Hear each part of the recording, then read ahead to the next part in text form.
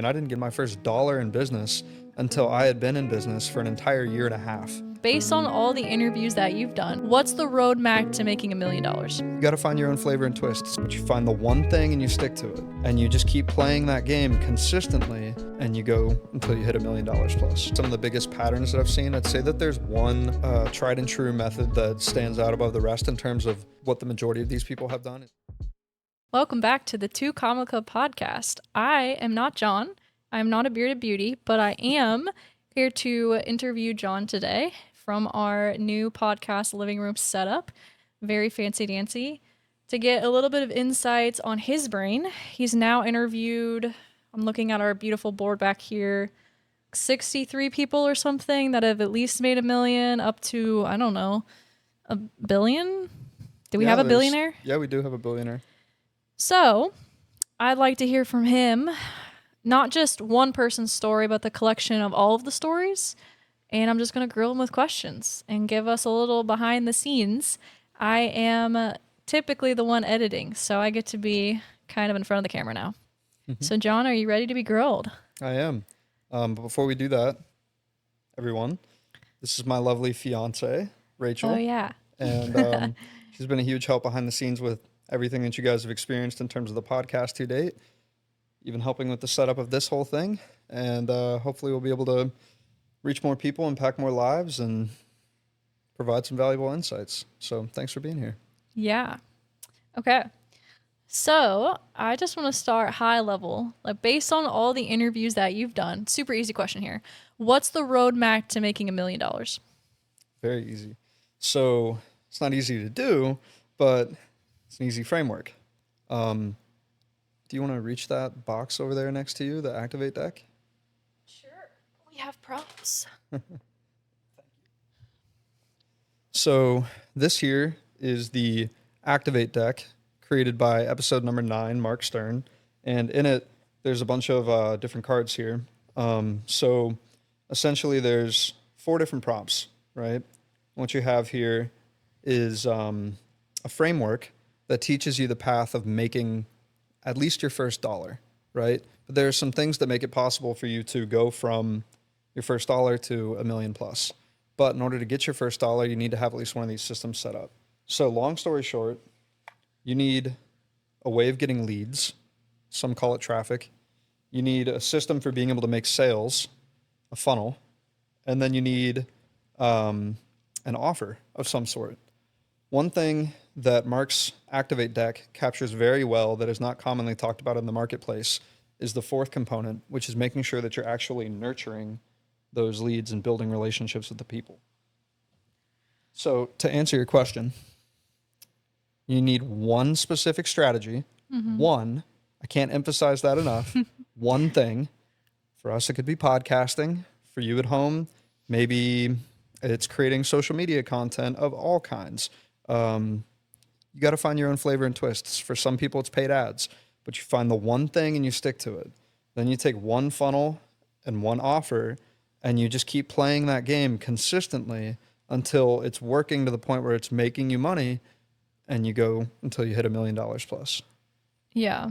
And I think too, from what I've seen from working alongside you and watching other people in various parts of the journey, is like, it is a balance between like picking one thing that's just not working fundamentally versus like trying everything. It's like kind of a continuum, right? Because like I think the first thing that we tried, we didn't necessarily love and it didn't play to your strengths, but you're like a 1-to-1 person, right? So that's why we do the podcast and we have these conversations versus, you know, forcing something that's not going to stick. Because I think the ultimate game that we've seen with these people is you have to be able to endure, and it's a marathon, so you have to kind of enjoy what you're doing. Yeah. But I like that you brought his deck, because I don't know if people who've watched a lot of episodes have figured out, but those are the like 4 key guiding questions. So maybe let's dive into that a little bit. Typically, I assume you start with discovery. Like, what are the most common discovery methods you're seeing that has the biggest success, or kind of how do you guide people through deciding what's best for them based on what you've seen with all these people? Yeah. So I'll answer that by framing it this way. You mentioned the idea of endurance, right? And I think that's the biggest thing. Business and life is a marathon. It's not a sprint. And Russell Brunson said it the best. And he said, you have to endure long enough to get noticed.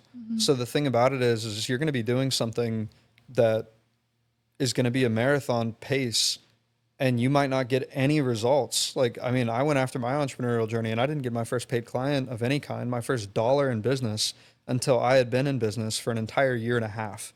It took forever. And then I made $1. And then that didn't necessarily mean that I would continue to make money. I did make some more deals shortly thereafter, but I also found myself in a spot where the way that I had made the money that I made, I didn't like it. It wasn't Right. a fun marathon play.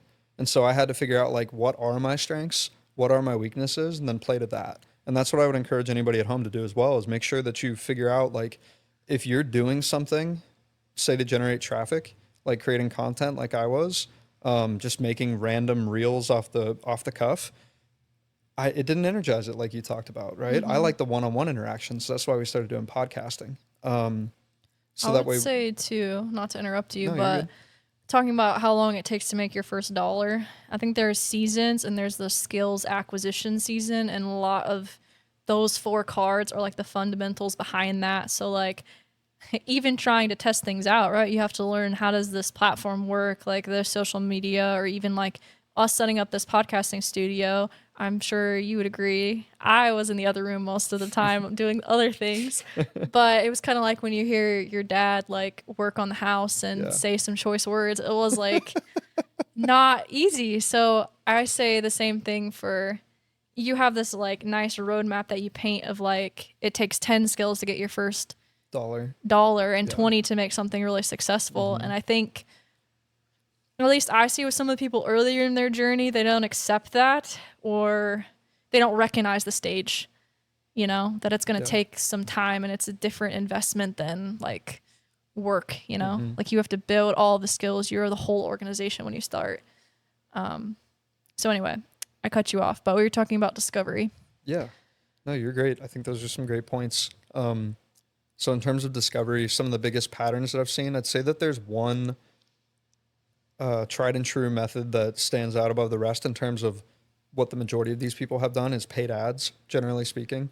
So they spend money on Facebook or Instagram, YouTube, whatever works for them in particular, and then they basically like will take a video clip, a photo, a text on it, whatever it's going to be as their ad, and then they will have a link that takes people to the next step in their process. It could be nurturing through like a DM where you're now talking with somebody, or even an AI bot in today's day and age. Right. Or it could take them to a funnel like a VSL where they end up watching a video and get educated on the process of whatever it is that they're offering.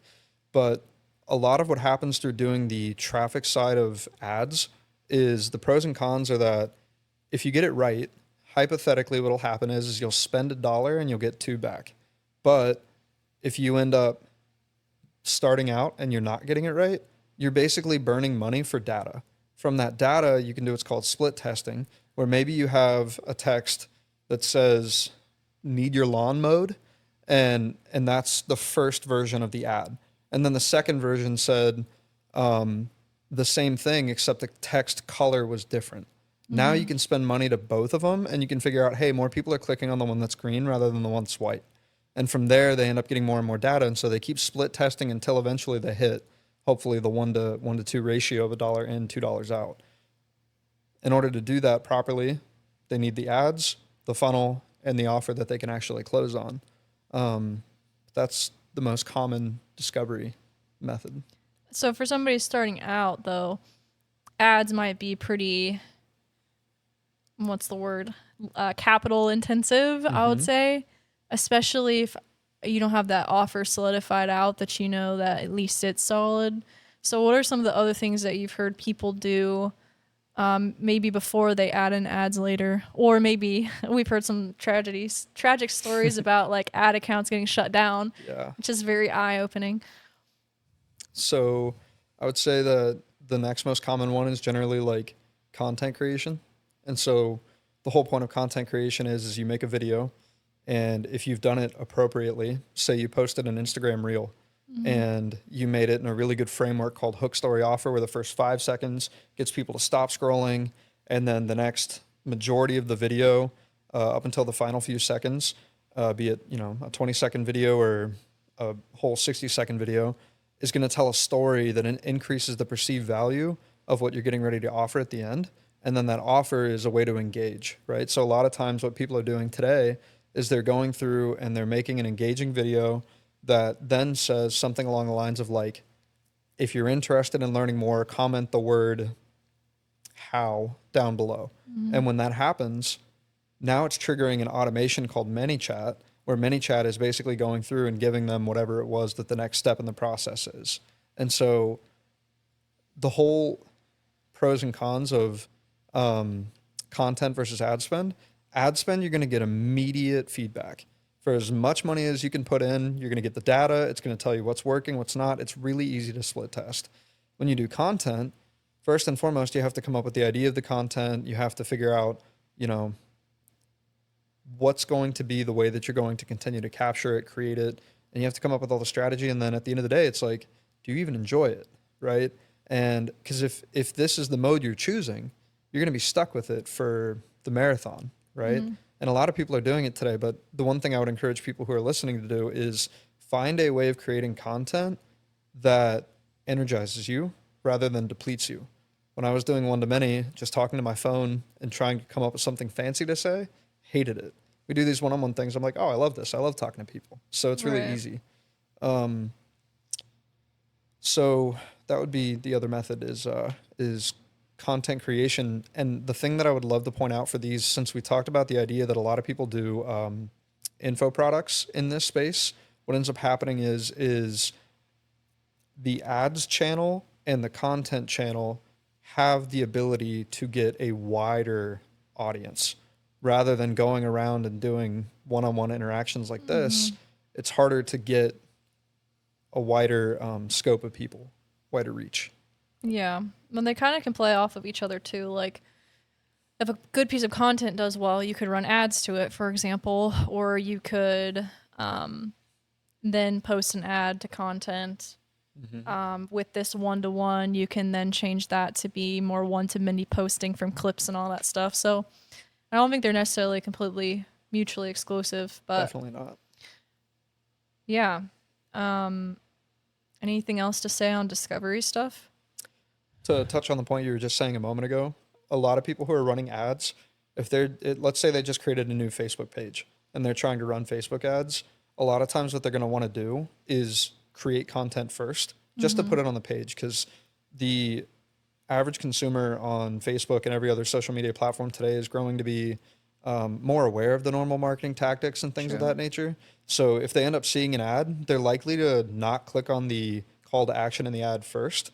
They're likely to first click on the profile and see what you're all about and all that, which they're going to get their education on who and what you are based on the content you have on your page. Then if they're still interested, they'll circle back and actually click through. And that kind of reminded me of something I thought of earlier, is that with social media, I think it's more, in some ways, a nurture tactic, because there are plenty of people. If you look me up on social media, I'm a ghost. Like, I have posted not one thing out there. I guess this is the exception now, but it'll be on your channel, right? But I lurk, I guess, and I can see other people and they're top of mind all the time. I may never, ever interact with somebody's post, but now if I'm, around other people in that community and I've seen their stuff, they're going to be top of mind if somebody's like looking for services that they offer, things like that. So I think sometimes social media can feel like you're just throwing things into a big black void that goes nowhere. But then I remember having a conversation with somebody who I told them that, like, I watched their stuff and they're like, you've never done anything. And it's like, I think it gave them an aha, like, oh yeah, like, I should keep going. And it's having ripples I never even see. So just a side note on that. Okay. So we wrapped up Discovery. And then from Discovery, I think they kind of go hand in hand, the capture mechanism and the nurture, because sometimes it's an actual funnel. I did want to side note before we deep dove into this of what do you define as a funnel? Yeah, so that's a great question. I think a funnel is, can you fill in the blanks of the 4 parts of that Activate deck? You need a way of getting discovered, nurturing, a funnel or sales system, and then also the deliverable, right? So the whole funnel would include all of that. But if we want to talk about what a lot of people talk about in marketing in terms of a funnel, it could be like a landing page, it could be an opt-in, it could be something like that. But that's where I think that not differentiating the two gets really confusing in the marketplace, because the whole process is a funnel. But then Right. people love to use funnel for just the software piece of it. And I feel like that's where I got tripped up in the beginning. I didn't realize how important traffic or leads was to the funnel, which sounds totally ignorant, but somebody who has never been in business before, like, I didn't understand that. Right. Everybody talked about, oh, you need a funnel, you need a funnel. And I'm thinking, okay, it's this, just the web page. That's Right. not true. And like, if you have that and you've built it, great. You're one step of the way through, but now you got to go fill in your traffic piece and your offer still. So, your question, remind me again. Well, I just wanted to clarify this first because there's also the philosophy that everything's a funnel. Like if you look around, so like the shirt that you're wearing, for example, is from a store called Psycho Bunny. Psycho Bunny. Yeah. On that same trip in Vegas, we went to another store called Maceo's, and we analyzed that store specifically, and then we started analyzing them all as a funnel, right? Like what's the thing that draws you in? Like what are the offers? How do they place things? And so not to get like too meta, but if you can think about every experience kind of that way, and Yeah. then this, a lot of what you've interviewed these people on is their specific software funnel page, right? Which is the way that they've measured receiving this awards through leveraging that software. But then you've also zoomed out and created the whole picture. So I just wanted to pause and make sure that was clear, because I know the first time I started talking with people about funnels, I realized like there were two different sides to what we talk about, and they're not necessarily wrong. It's just context. Yeah. So to get back to my question then was like the two pieces in his deck that are about capturing and nurturing, I think a lot of times get lumped into the same either piece of software and follow-up sequences, or maybe they're not exactly in a funnel page. But I like you to talk a bit on like what you're typically seeing or standout things related to kind of the middle part. And if you want to break them out between capture and Yeah. nurture, we can. Yeah, for sure. I think it would be good to break them out in between the two. Sure. Just to keep the simplicity and through line of the Activate deck. So, from a capturing standpoint, I'm going to share a story about how I came to learn this. So, the very first individual that I had on the podcast, his name is Jeff Armstrong, and I met him at Funnel Hacking Live in 2023, the second time I had ever been there. And we happened to randomly get introduced by Pedro Adeo, and then from there, he started telling me that he was interested in building a challenge funnel. So I offered to help, just so I could learn the process from somebody who's already got a 2 Comma Club award. Because I was in this place where I understood like how to build funnels on the micro side, like just the web pages and stuff, but I didn't understand the big picture. And so working with Jeff ended up showing me the bigger picture. But I also didn't understand the more important question of why does this have to be this way, right? So what I learned with Jeff was this. We sat back, we built a challenge funnel.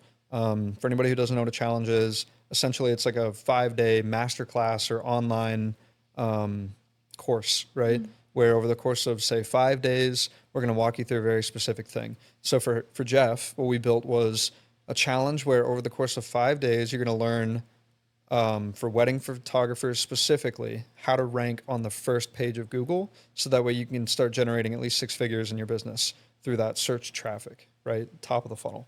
So together, we built the capture piece, which was a series of web pages that had one specific outcome. The first one was to educate people on what the challenge was about, to call them out in their pain point directly. And then the second page was a checkout page offering the idea of like, hey, if you want to participate in this, it'll be $47. You can buy your ticket. You'll be included in the Zoom calls, right? So now they're bought in and they want to do that.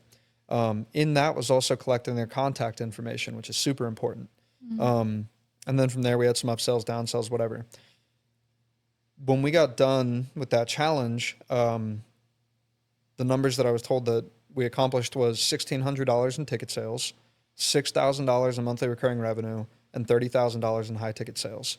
So from that, if you break it out, this is just a cool stat that I'm going to totally say is awesome. But if you run the math on that, then essentially we would have hit the 2 Comma Club if we ran that every week for, the next year or whatever. You know the stat Which I is want to really hear.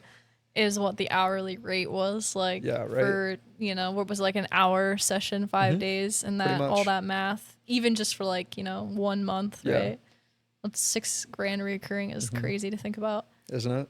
Yeah, That's some people's salaries, and we generate it in a week, and it's right. going to be recurring, so it's crazy. Anyway, so from there, what happened? Um, I had basically gotten to a point where I'm like, okay, like we made money, and we did the exact same thing that I've been doing behind the scenes, where I've just Right. built the funnel. It's like, what happened? What did he do that I didn't do? Because I've built the follow up sequences, which is the nurturing side. I built the capture mechanism, which is the funnel pages themselves, and I got to this point where I was like, you know what, like, built some goodwill here. Maybe he'll be willing to share his secrets with me if I ask him to just sit down and do a Zoom style podcast, right? I didn't have the intent of really getting into podcasting, but I wanted to interview him and pick his brain. And I wanted to lock it down for at least an hour so I could ask the questions I needed to ask. So he was like, yeah, dude, let's do it for sure. So we sat down and we recorded what is now the first episode of the Two Common Club podcast. During that, what I had realized was actually, I received a testimonial from him for working with him. And he basically highlighted the numbers I just shared. But the more important thing that he highlighted for me, in my understanding, was the fact that he spent $600 on ads only. Mm-hmm. And then he simultaneously emailed his list. And Yeah. I was so confused because I'm like, what do you mean your list? Like, what is that? And when you think about that capture mechanism, the funnel itself, we had to collect their name, phone number, and email. Now that goes into a big database of all the names, phone numbers, and emails of people who would be interested in something very specific, like ranking on the front page of Google, who are a wedding photographer. And now Mm-hmm. what he has the ability to do is treat it kind of like a birthday party, where it's like, hey, we're having uh, this year I turn 39, so we're gonna turn around and have a party here at this place. It's gonna be this much. Da, da, da. Do you want to join? Right now, you can send them those details via text or email, and that's how a lot of these people are promoting through their funnels. They have something that captures their contact information, adds it to a list, and then they do launch to launch, kind of promoting whatever that next thing is that they have to that list. And that's a lot of how they end up getting people to convert. But to the point of nurturing, those follow ups or those offers coming through email or text message could be considered the nurturing piece. And a lot of people end up doing that. So to recap, you have nurturing, which is basically like communicating outside of the web page itself, or it could be a video on the web page. But more likely, I would consider it the communication side of things, right? Like an email, a text message, whatever it's going to be to let people know what's going on and to further that relationship. Then the capture piece would be literally like, how can you capture somebody's contact information or even their credit card because they're buying something, right? Like they're becoming a customer of yours. And that's kind of how I would differentiate those a little bit. Yeah, as you're talking, it kind of reminded me as well of one of Russell's tactics, and I'm imagining this is going to be in Traffic Secrets, pulling back into the discovery side of things. But essentially, he will say there's, the traffic you buy, the traffic you earn, and the traffic you own. And the idea is whether you're, buying paid ads, earning it through, features like other people's social media, or kind of borrowing it, you want to convert it to the traffic that you actually own, because you can consistently, reach out without crazy cost. Maybe your CRM has a little cost, but that's not the same as like running ads back to Yeah. people, right? So I think that was good context to add for sure. 100%. Okay, so we talked about nurturing within the sense of funnel. What have you heard people do outside of funnels? Maybe just like reach out with some of these, successful people that you've interviewed. Yeah. So you're talking about for traffic, just to clarify, right? No, back to nurturing. Back to nurturing. Mm-hmm. So content can double take as a nurturing thing, right? Like we Mm-hmm. talked about for somebody who's running paid ads, if they have content on their page, people can go research, learn there, all that. There's a lot of different ways, but I think the biggest thing is like communicating. Um, and there's a great book that I would recommend anybody read. It's catered toward real estate agents, but it applies to everyone. It's called the 7 levels of communication. And basically what it highlights is that the call it the emotional buy-in of somebody. I don't think Mm-hmm. that's what they call it in the book, but I'll call it that to paraphrase. It's going to be stronger depending on the mode of communication you have with somebody, right? So like, let's say we've never spoken and I shoot you a text message, like you're not going to feel super buddy buddy with me. But if we end up being in person and we're having a conversation like this, you're going to get a sense of my energy. You're going to feel me. I'm going to feel you. And like, we're going to understand and have a certain vibe check where we're going to know each other on a certain level that's deeper than just a text message. And so those are kind of the two areas that I would highlight as like the range, if you will, of communication. And then in that is like phone calls, video calls, all that, right? And the farther you get toward in person, the stronger that communication becomes. And it ends up being a better nurturing tool rather than just text messages, which come a dozen times a day, right? Right. So, um, I would say that, whatever you can do to like lean into building relationships with people and just nurturing them, planting seeds by meeting new people and then watering them by just showing up in some way, shape, or form. Yeah. I remember one tidbit that you added. I think this came from maybe it was Bill Allen. I say with great hesitation. Um, about like the frequency of communication as well and conversion rate. Like not only is it like the you know, ambiance around it. Hmm. I'm not sure the word I'm looking for, but like in person versus video Yeah, versus all that. But it also seems to be like the frequency, like that stat, and I'm not sure exactly, but in the ballpark of it was 2.5. He had his two and was a two half and a events. half. Yeah, Yeah. And then I've heard another one that says something like 80% of sales happen after the fifth point of contact or exactly. something like that. Like, has that been something you've noticed with these people? Is they're very cognizant of not just the type of interaction, but also the frequency, especially as we're like leaning into the digital online space where you can't always control like the setting, I Yeah, guess. yeah, no, 100%. You nailed it with the stat about the 80% or more of sales take place after the fifth point of contact. And if you really like, if you just take that and like make that a part of your plan and recognize that Right. holistically, then like you're not going to be worried if you get in front of somebody and they don't buy your thing. Mm-hmm. It's like you're not there just to have them buy your thing. You're there to serve them in some capacity. Like you as an entrepreneur, you found a problem that is in need of being solved in the marketplace that people are willing to pay for. And then you go and you offer that to the people who need that. Right. And then they themselves get to decide whether or not they want that solution. It's that simple, right? And I think Right. that anybody who's trying to sell anything goes through this cycle. At least I did. And I see a lot of newer entrepreneurs at the beginning of their journey do this where they're like, oh, I've got the perfect solution for this thing because I made it and me, and I. And it's like, no, like that is the wrong way to focus on it. You need to be focused on the you, Yeah. right? Who is that person that you're looking to serve and what problem do they have? Because if you can focus on the problem first, then you can come to a solution. Yeah. And that's the Obsess important over part. them. Yeah. Okay. Okay. So then we just went through capture and nurture, and we're going to go to delivery, which is the last part of that framework. I remember when Mark Stern gave us the cards, this 4-part framework, right? He said sometimes he would move delivery up to the start, which was what Hmm. the offer was. But I've also heard, start with traffic. Hmm. You want to make sure there's traffic for it. So I'd be curious to hear kind of your thoughts on that and then delving into like what have been some of the maybe through lines between the different offers that have been successful or the way that they've been framed with their marketing messaging, things like that. Yeah.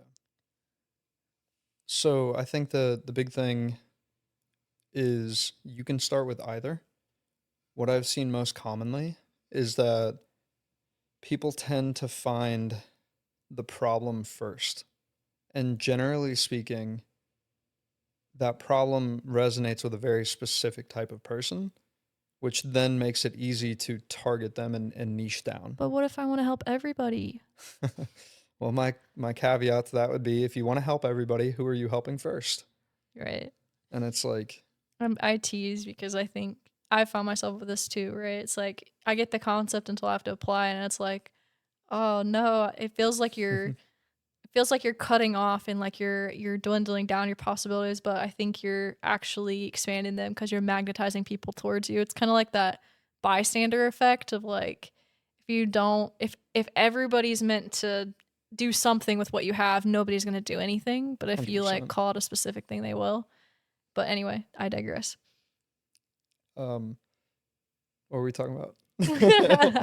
We were talking about, so you're saying then that start with a problem. Don't worry Yes. so much about the traffic source or 100%. the offer, which I mean, the problem is going to form the offer, and then it's going to easily identify a segment that might already exist for a traffic source.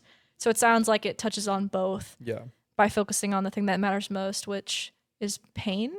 100%. So that they talk about it all the time in the ClickFunnels community. Funnel hackers know this. It's the idea of like there's a scale of like pain versus pleasure, and so like people are always moving away from pain and toward pleasure. But the reality is that between the two, people are moving away from pain more frequently and easily than they are toward Right. pleasure.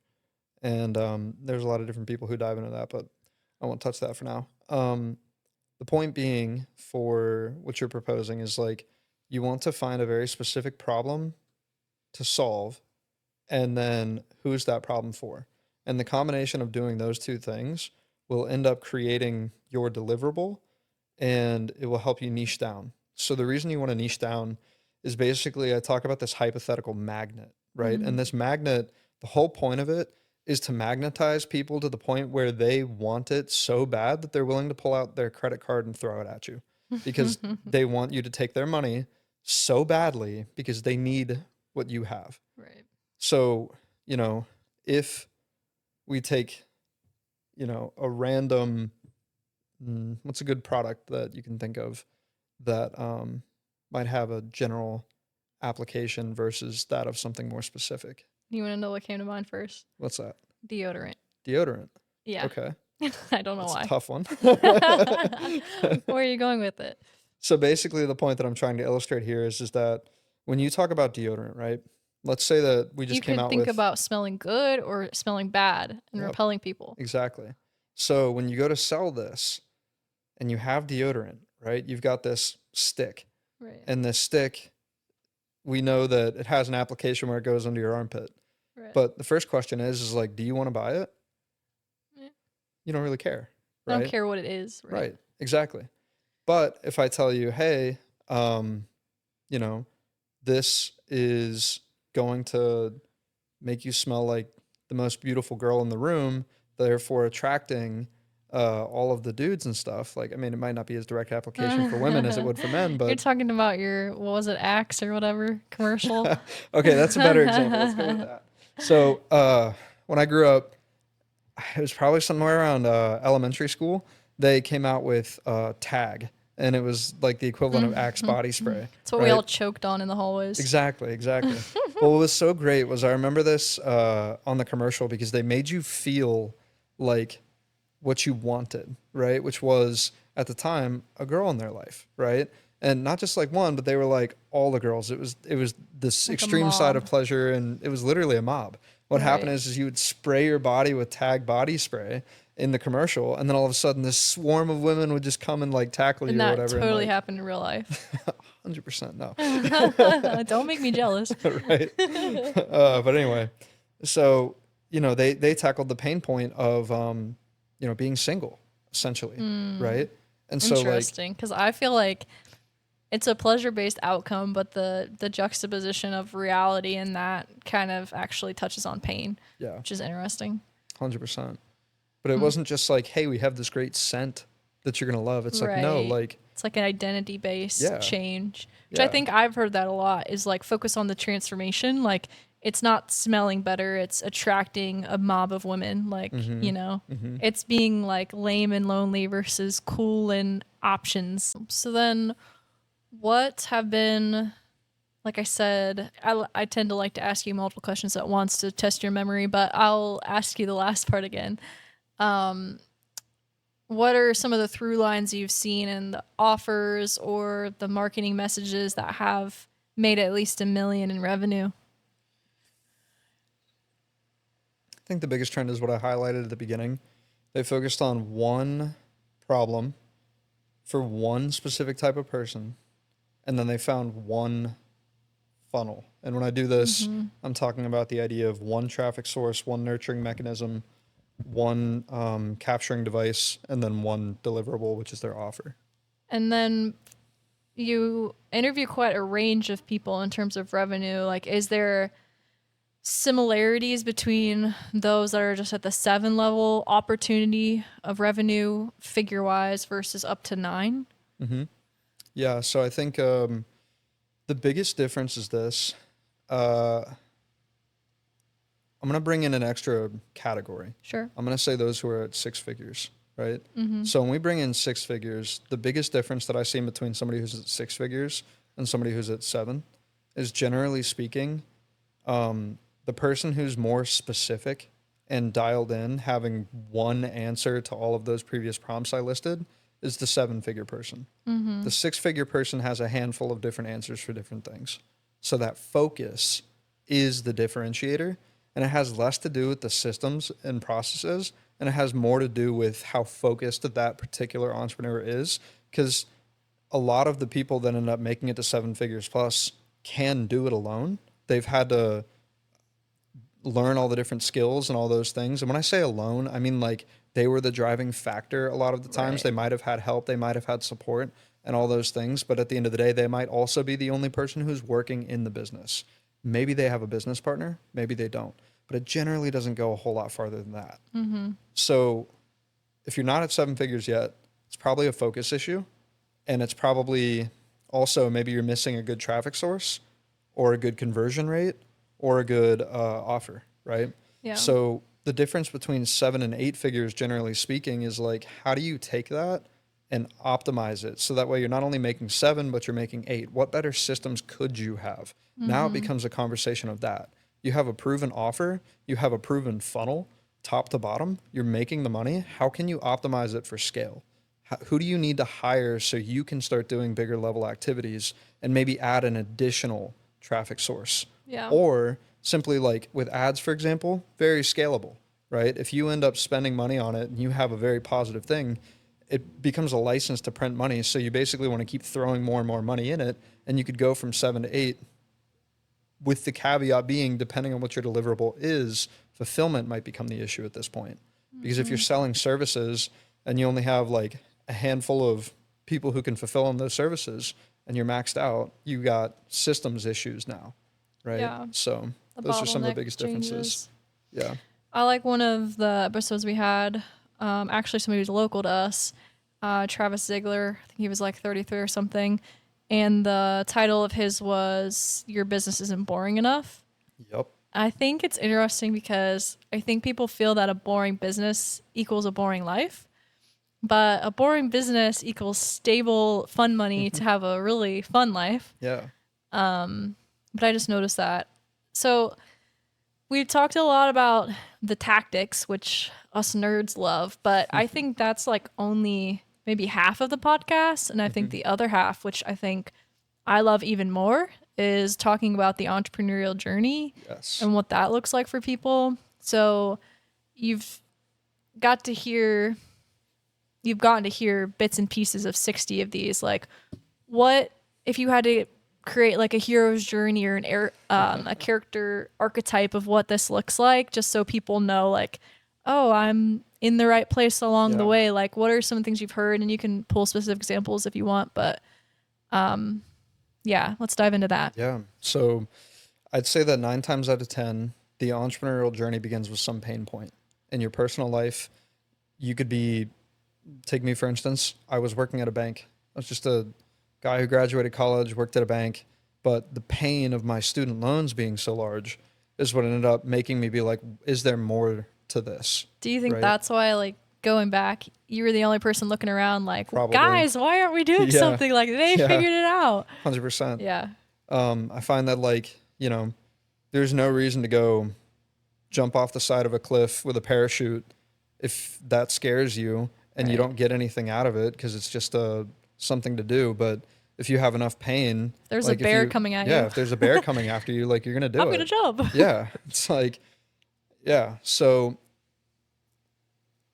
generally speaking, there's a pain point, and then from there, what ends up happening is I'd say the next stage is probably awareness, right? And so like you have to be aware of what opportunities are available to you.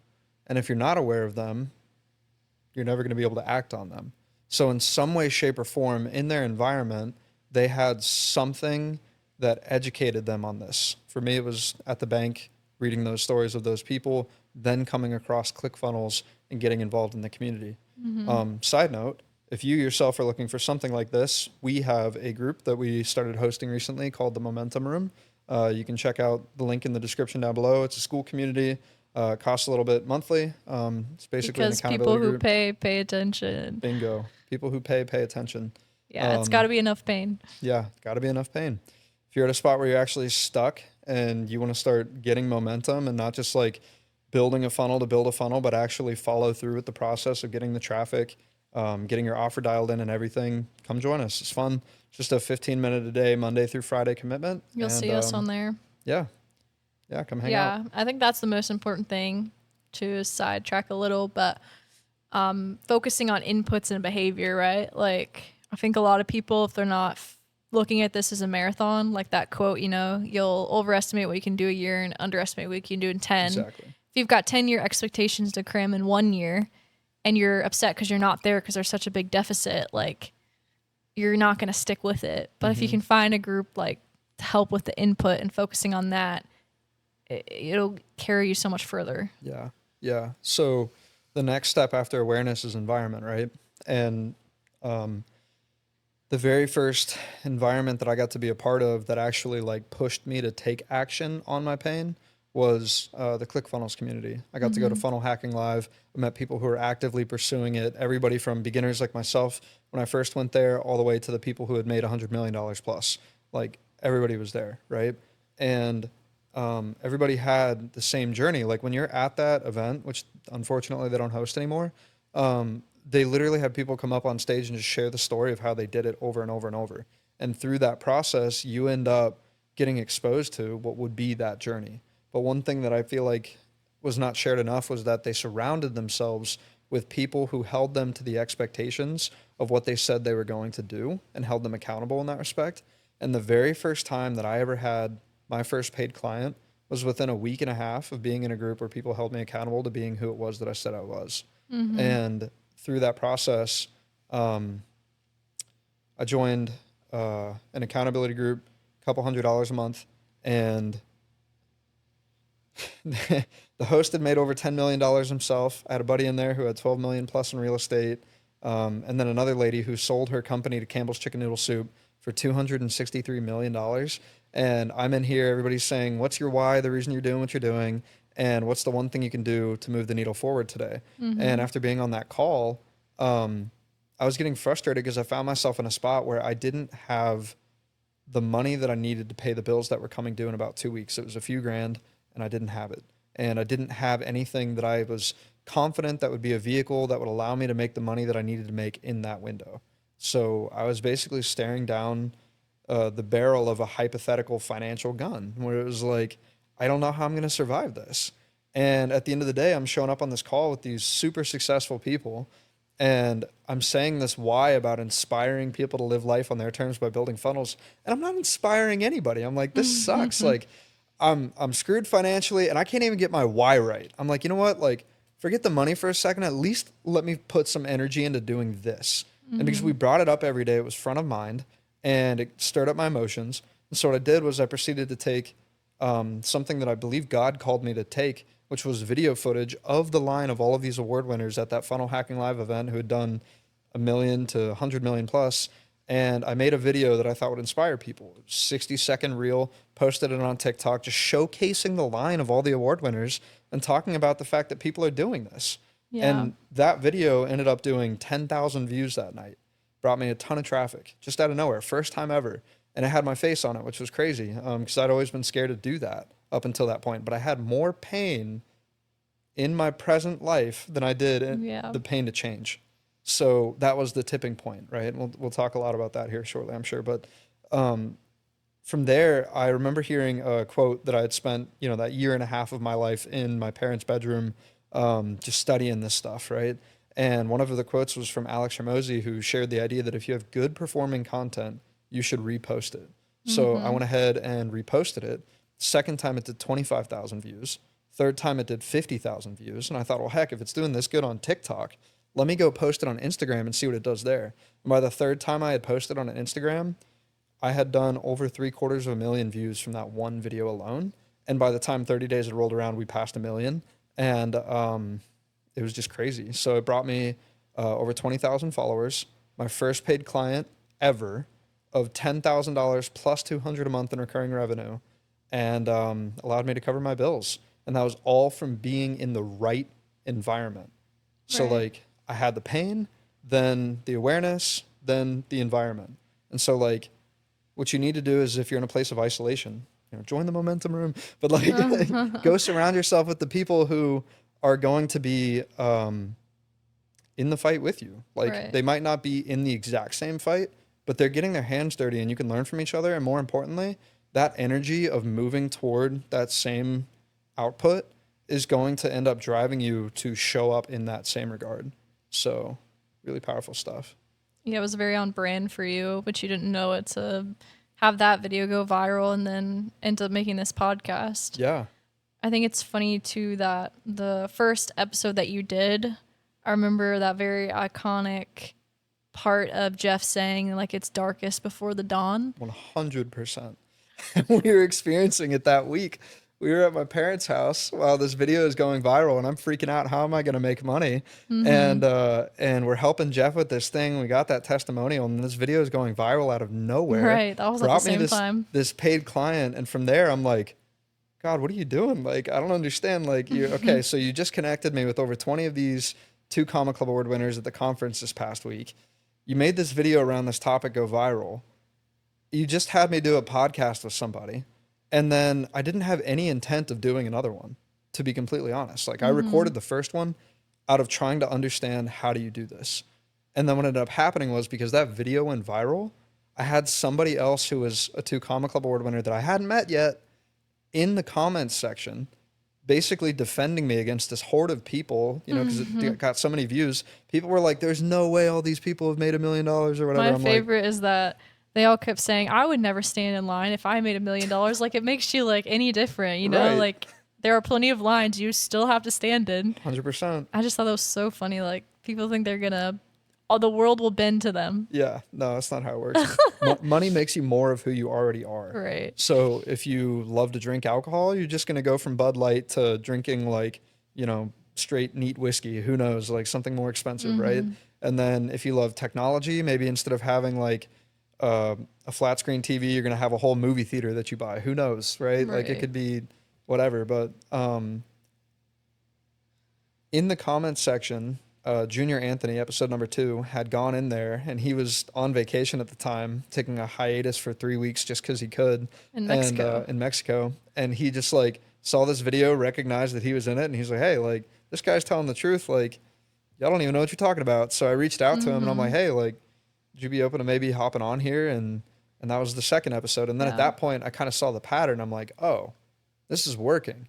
Like I can actually get in front of these people, learn from them, share their expertise, and then just get that out in the world. And it's education that I feel like was sorely missing. Like I got a 4-year degree in finance and I walked out of school not knowing hardly anything about personal finance, which is highway robbery when it's $110,000 in student loans. And then I went to go work in a bank and everything else, and nobody's teaching you this stuff. It's called entrepreneurial accelerant. That's what a degree is. Yeah, for real. Yeah, a lot of pain. Yeah. So, what are some of the other? We got to hear a bit of your story, but some of the other like low moments or highlights. Yeah. Because I think, especially, let's talk about Jeff's. yeah, I was just gonna say, especially when you go into like entrepreneurial Instagram or whatever your platform of choice is, you'll see like the McLarens and the Rolexes, and I feel like we don't get to see the crap. I'm not going to make payroll. I'm watching my car get repossessed, like Yep. all that stuff. Yeah. So That car repossession was a theme that I heard throughout the podcast. People were always talking about, like Jeff put it, darkest before the dawn. He himself, as far as I know, didn't have that happen, but I know that a couple people did. Was it Derek Boone or Chris Bruce? I think it Had was those Chris podcasts really close. Bruce.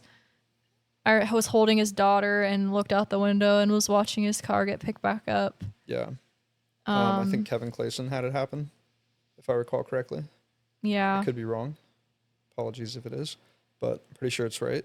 And like, it was just those moments where it's like, what's going to happen is you're going to have a pain point. You're going to become aware of a potential solution. You're going to get involved in an environment that actually gets you to take a leap of faith. And what's Mm-hmm. going to happen is you're going to have to take that leap of faith. That leap of faith, I would consider it to be like this, like faith. This is my favorite quote. My mom brought this to me on a piece of paper one day randomly when I was living in her house. I think I was in high school, and I left it there, until I moved out or whatever. And it basically said that faith is walking in the dark, knowing that with every step you take, you're either going to be given more ground to step on, or you're going to be taught how to fly. And so, like, to put that into the context of this entrepreneurial journey, everything up until the point in time where you have to take massive action is like walking in the dark. It's like, oh, I got to pay for this course that's $300 so I can learn about how to build a funnel. Okay.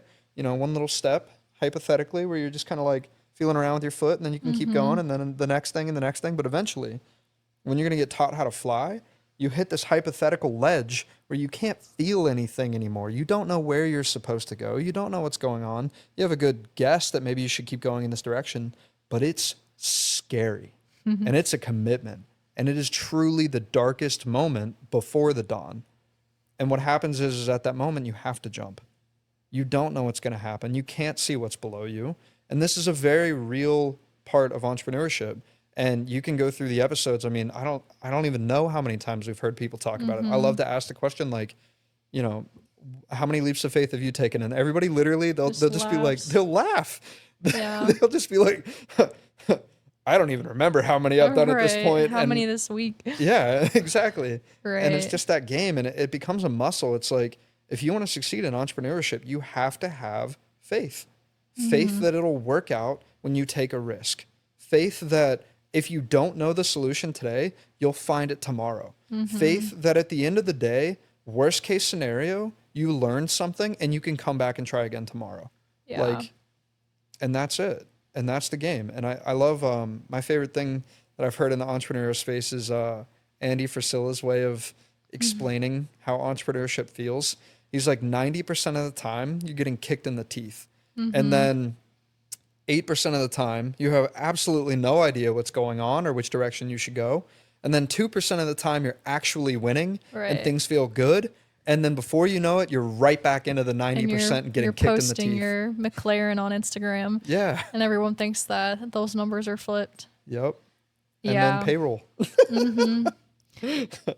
Yeah, I like the imagery that fear is a mile wide and an inch deep. Yep. It's like all consuming and all around you, but also practically ineffective at keeping you from going where you need to go. Yeah. So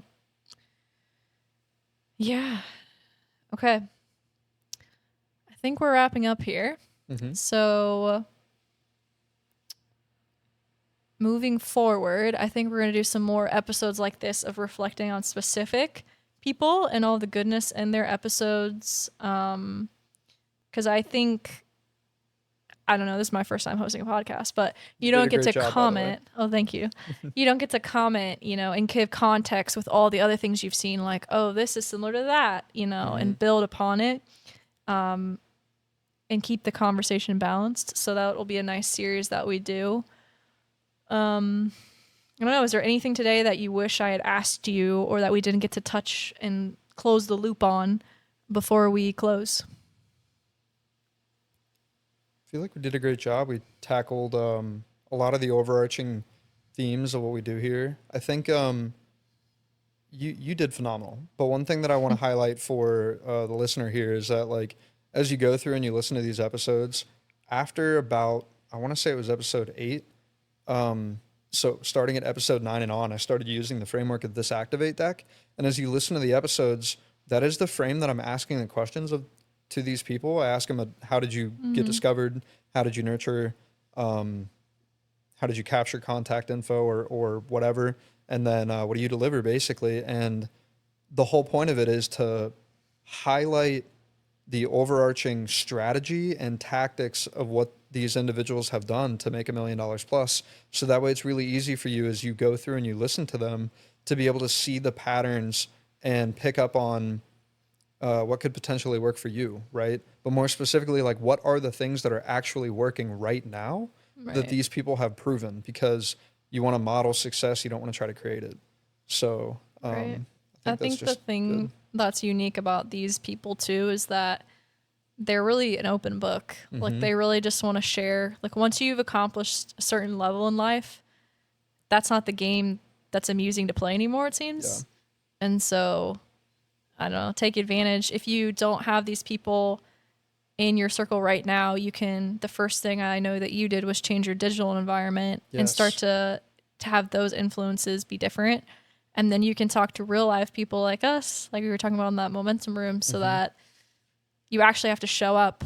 It's crazy how if you say you're going to do something and then the next day someone asks you if you did it, how much more likely you are to do it. And all those little steps lead to years of things you could have never even imagined. Exactly.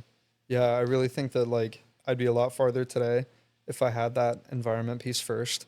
I did do exactly what you said. So if you're in a position where for whatever reason you can't scrape up a little bit of money to get in a good environment, or you don't have those influences in your life right now, like the best thing you could do is create the digital environment that will surround you with the thoughts of those people. So like what I mean by digital environment is like podcasts like this.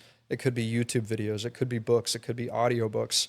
Like whatever way you can consume the minds of the people that you want to be like, so that way you can begin to reprogram yourself and do all of that. That environment piece is huge. And I think it's kind of the catalyst for literally everything else. Right. So from your environment, I think that then begins to dictate your behavior. And then from your behavior, that dictates your actions. And then your actions dictate your results. And your results are basically what make you successful or not in whatever realm it is that you're trying to be in. And it all starts in your environment. I saw this great post from Cody Sanchez that was like, I'm going to bully everyone into making $1 million, lifting heavy, having a meaningful relationship. I don't remember what else was in there, but I love it. Yeah, we're going to positively peer pressure you all into getting your version of the 2 Comma Club Award. Yeah. So if you're listening to this still, first of all, thank you for taking time out of your day to join us for this episode, and hopefully you're getting a lot of value from the channel. But I think the main thing that I'm leaning into at this point is I really want this channel to be a place where the main focus is putting effort into what Jim Rohn's mentor said, which was the idea that you should have the goal to make $1 million, not for the sake of the money, but for the sake of the person you become in the process. And personal development, self-help, whatever you want to call it, I think is probably one of the best games ever. It has changed my life. I was a person who was honestly a little bit prideful and almost arrogant at times. And God literally humbled me to my core. I was at some points a drunk and things of that nature, and I've been sober for over a year at this point, and a lot of other things. And really the thing that I want to highlight is like it all started when I went after a goal that was so large and exciting that it made everything else in life kind of easy to bypass. It's like if we accomplish this one big thing, it could be so cool on the other side. Right. That like 10x is easier than 2x. Yeah. There's not a lot of ways to get there, and the kind of person that you have to become to productively impact at that level and to find yourself worthy of it. I think that's a lot of it as well. Yeah. You have to raise the bar. It's all about raising your standards at the end of the day. And then from those standards is where you end up becoming that person. And then your quality of life and everyone's around you gets better too, which is huge. Yeah. Okay. So if you enjoyed this episode, then subscribe. You can join our newsletter to get more updates on new episodes coming out, which is at 2ccnewsletter.com. Yep. Give it a like, give it a comment. If I did okay as a host, give it a nice comment. And we'll see you guys next time. Thank you so much. Take care. Peace.